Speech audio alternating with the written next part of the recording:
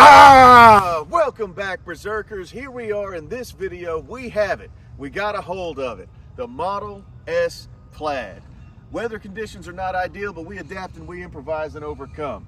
We have got this car today for one day, and we're doing a review of it for you guys. This is a 2022 Model S Plaid with the 20-inch wheels. I am absolutely mystified by how objectively beautiful this car is. I truly liked the Model X that we did a review of, but there are people who can say that the Model X looks like an egg, looks like a wart, looks like a bump on a log. These are all things I've seen in our comment section. And because it's a subjective thing, I understand that. But I believe that everyone can agree that the Model S is an objectively beautiful car, has a very sleek, sporty look.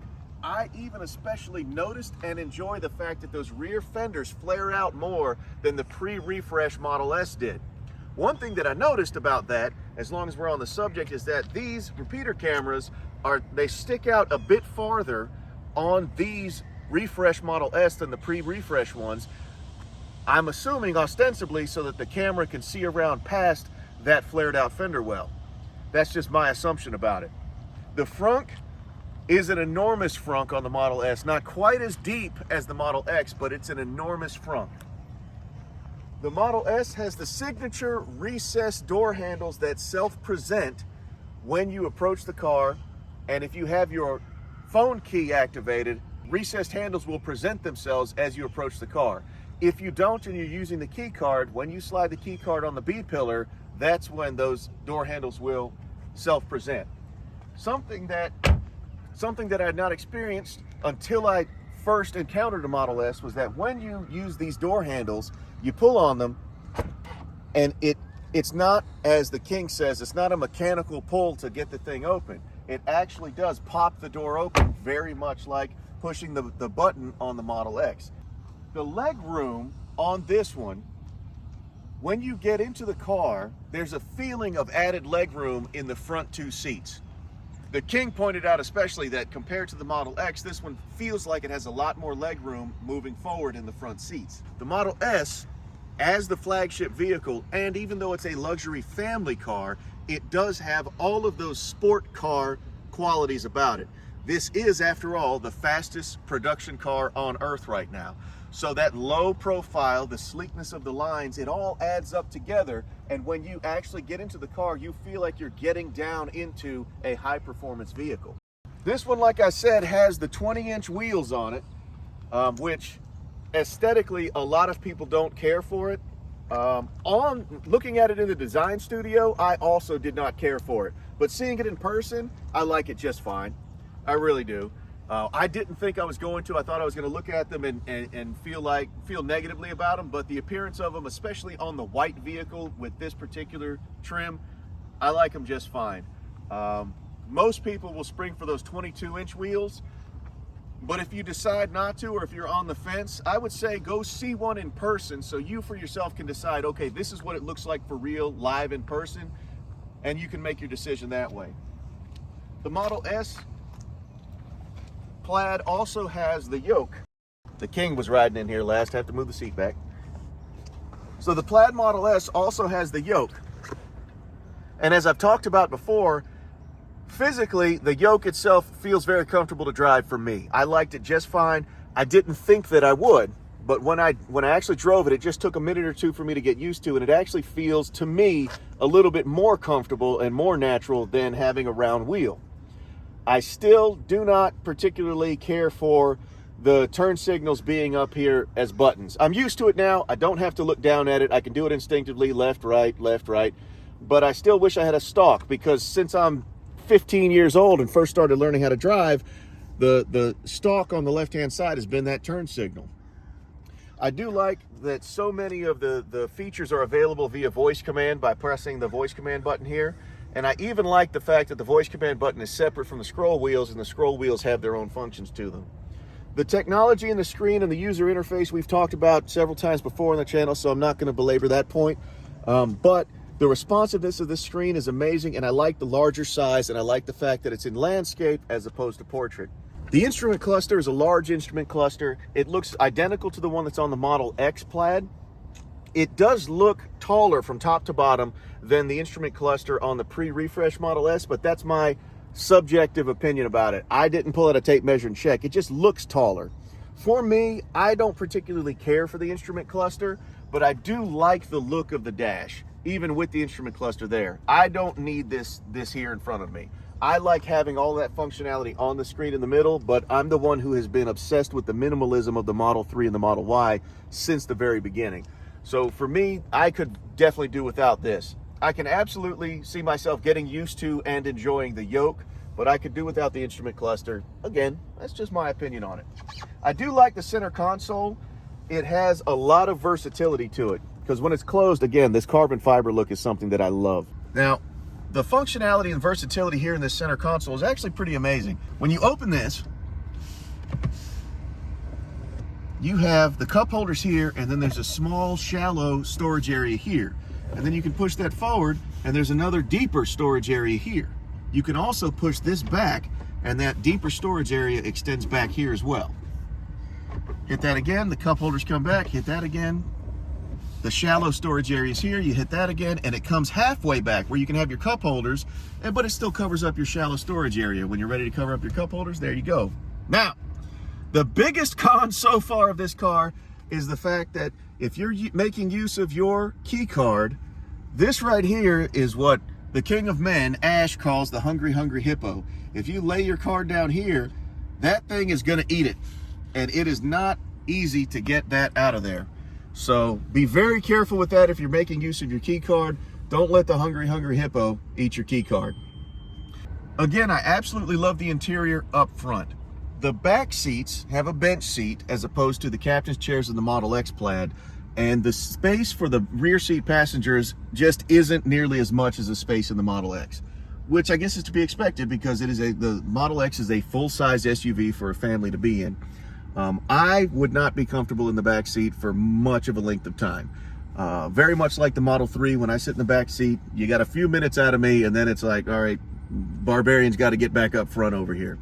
But, oh, and I forgot to mention the armrest also lifts up and has storage in there as well. Pro tip, some people get upset about the fact that the horn is this one tiny little button here, and how are you going to get that in a panic situation?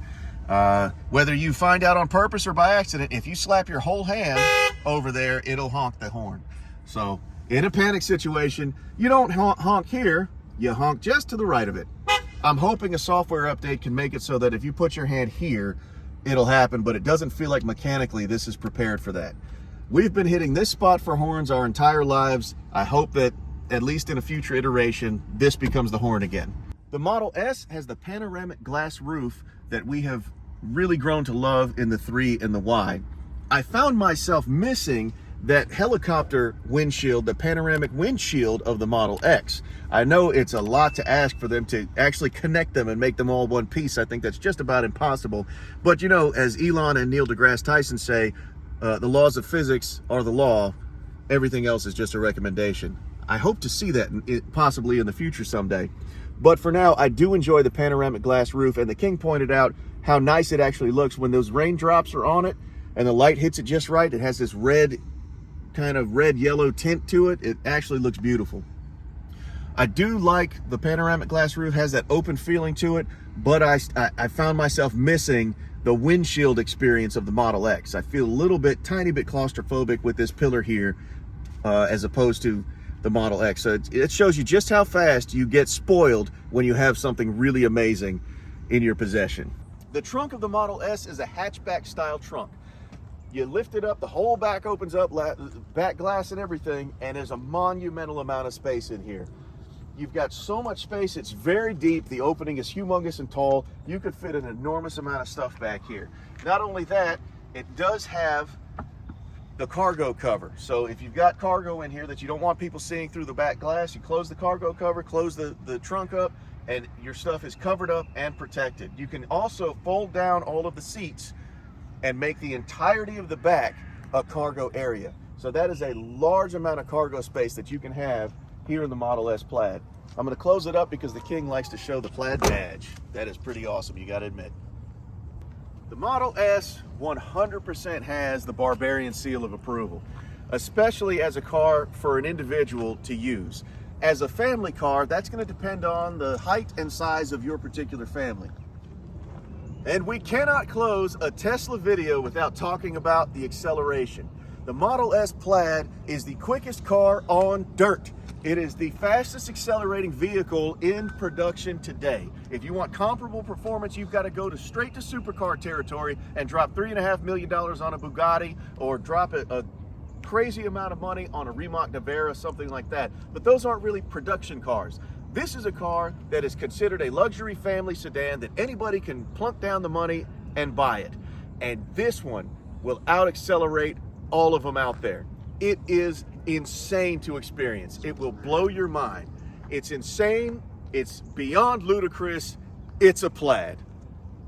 All right, so here we are. I don't know why he wants me to drive. Plaid Model S. Stats. Data. Stats.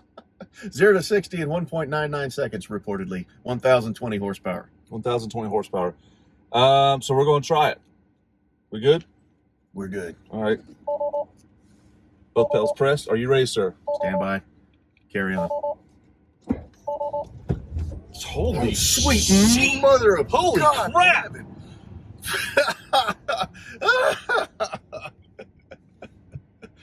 Don't you do that again. I can't take one more time. Because dude, okay. I'm not impressed by speed or that kind of crap. And my man here is an old OG. That's insane. Okay, I can't talk. Okay, let's do it one more time. I understand. You ready? Ready.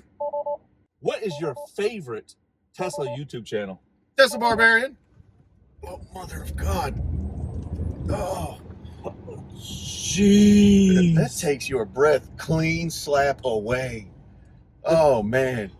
I cannot say enough good things about that. Holy crap. All the blood rushes to the back of your head. That's 1G, right? According to what you researched. According to to Google, that knows all, is 1.15 Gs 0 to 60 when you launch the Model S Plaid. Man, compared to the Model X, like I thought the Model X was bad. I thought it was incredible, but that is a whole other level, a whole other echelon. This thing's bad. It's a bad mamma jamma right now. Bad car. This is serious, man. Oh boy, holy! This is a family sedan. Yep. Guys, we appreciate every one of you being here and watching the channel. We love the community that's being built around this channel because of our passion for these cars makes us want to talk about them with other people, show them to other people, and let people experience them. After experiencing the Model S and the Model X, it's going to be a little bit of a downer to climb back into my Model 3, but that Model 3 is still an amazing machine, and I enjoy driving it every single day. If you're in the area and you would like a test ride, feel free to shoot us an email, reach out to us. Maybe that's something that we can arrange and set up. We've done it several times before. We'll be glad to do it again. Hit that subscribe button because we have got a bunch of amazing test rides coming up for you. You want to be notified about them because you don't want to miss them. Drop a like and a comment for the algorithm. I really, really appreciate it. But either way, thank you for being here, and we're going to see you guys in the next battle.